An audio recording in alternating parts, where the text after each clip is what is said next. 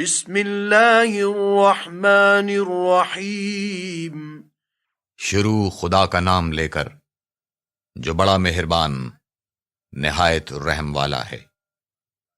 الف لام میم، یہ حکمت کی بھری ہوئی کتاب کی آیتیں ہیں، نیکوکاروں کے لیے ہدایت اور رحمت، جو نماز کی پابندی کرتے اور زکوٰۃ دیتے اور آخرت کا یقین رکھتے ہیں۔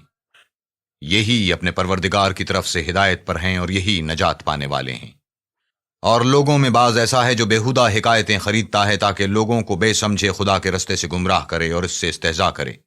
یہی لوگ ہیں جن کو ذلیل کرنے والا عذاب ہوگا۔ اور جب اس کو ہماری آیتیں سنائی جاتی ہیں تو اکڑ کر منہ پھیر لیتا ہے، گویا ان کو سنا ہی نہیں، جیسے ان کے کانوں میں ثقل ہے۔ تو اس کو درد دینے والے عذاب کی خوشخبری سنا دو۔ جو لوگ ایمان لائے اور نیک کام کرتے رہے ان کے لیے نعمت کے باغ ہیں، ہمیشہ ان میں رہیں گے۔ خدا کا وعدہ سچا ہے اور وہ غالب حکمت والا ہے۔ اسی نے آسمانوں کو ستونوں کے بغیر پیدا کیا جیسا کہ تم دیکھتے ہو، اور زمین پر پہاڑ بنا کر رکھ دیے تاکہ تم کو ہلا نہ دے، اور اس میں ہر طرح کے جانور پھیلا دیے۔ اور ہم ہی نے آسمان سے پانی نازل کیا، پھر اس میں ہر قسم کی نفیس چیزیں اگائیں۔ یہ تو خدا کی پیدائش ہے، تو مجھے دکھاؤ کہ خدا کے سوا جو لوگ ہیں انہوں نے کیا پیدا کیا ہے۔ حقیقت یہ ہے کہ یہ ظالم صریح گمراہی میں ہیں۔ اور ہم نے لقمان کو دانائی بخشی کہ خدا کا شکر کرو، اور جو شخص شکر کرتا ہے تو اپنے ہی فائدے کے لیے شکر کرتا ہے، اور جو ناشکری کرتا ہے تو خدا بھی بے پرواہ اور سزاوار حمد و ثنا ہے۔ اور اس وقت کو یاد کرو جب لقمان نے اپنے بیٹے کو نصیحت کرتے ہوئے کہا کہ بیٹا، خدا کے ساتھ شرک نہ کرنا، شرک تو بڑا بھاری ظلم ہے۔ اور ہم نے انسان کو، جسے اس کی ماں تکلیف پر تکلیف سہ کر پیٹ میں اٹھائے رکھتی ہے، پھر اس کو دودھ پلاتی ہے، اور آخرکار 2 برس میں اس کا دودھ چھڑانا ہوتا ہے، اپنے نیز اس کے ماں باپ کے بارے میں تاکید کی کہ میرا بھی شکر کرتا رہے، اور اپنے ماں باپ کا بھی، کہ تم کو میری ہی طرف لوٹ کر آنا ہے۔ اور اگر وہ تیرے درپے ہوں کہ تو میرے ساتھ کسی ایسی چیز کو شریک کرے جس کا تجھے کچھ بھی علم نہیں، تو ان کا کہا نہ ماننا۔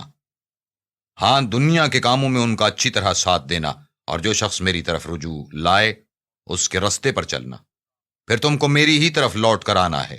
تو جو کام تم کرتے رہے میں سب سے تم کو آگاہ کر دوں گا۔ لقمان نے یہ بھی کہا کہ بیٹا، اگر کوئی عمل بالفرض رائی کے دانے کے برابر بھی چھوٹا ہو، اور ہو بھی کسی پتھر کے اندر یا آسمانوں میں مخفی ہو یا زمین میں، خدا اس کو قیامت کے دن لا موجود کرے گا۔ کچھ شک نہیں کہ خدا باریک بین اور خبردار ہے۔ بیٹا، نماز کی پابندی رکھنا اور لوگوں کو اچھے کاموں کے کرنے کا امر اور بری باتوں سے منع کرتے رہنا، اور جو مصیبت تجھ پہ واقع ہو اس پر صبر کرنا، بے شک یہ بڑی ہمت کے کام ہیں۔ اور از راہ غرور لوگوں سے گال نہ پھلانا، اور زمین میں اکڑ کر نہ چلنا، کہ خدا کسی اترانے والے خود پسند کو پسند نہیں کرتا۔ اور اپنی چال میں اعتدال کیے رہنا، اور بولتے وقت آواز نیچی رکھنا، کیونکہ اونچی آواز گدھوں کی سی ہے، اور کچھ شک نہیں کہ سب سے بری آواز گدھوں کی ہے۔ کیا تم نے نہیں دیکھا کہ جو کچھ آسمانوں میں اور جو کچھ زمین میں ہے، سب کو خدا نے تمہارے قابو میں کر دیا ہے، اور تم پر اپنی ظاہری اور باطنی نعمتیں پوری کر دی ہیں۔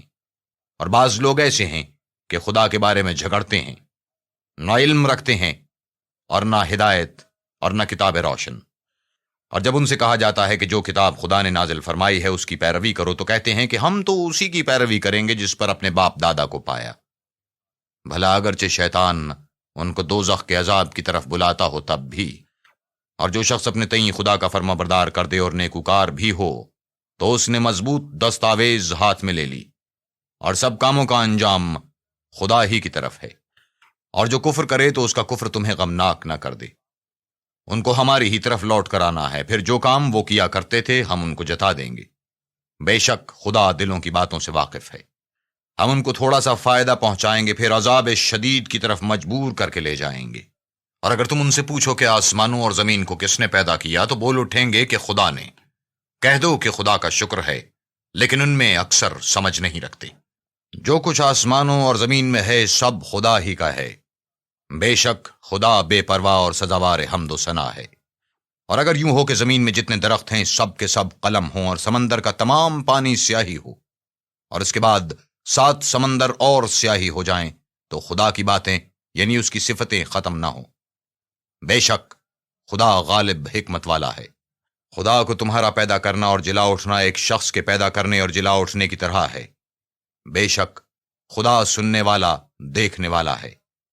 کیا تم نے نہیں دیکھا کہ خدا ہی رات کو دن میں داخل کرتا ہے، اور اسی نے سورج اور چاند کو تمہارے زیر فرمان کر رکھا ہے؟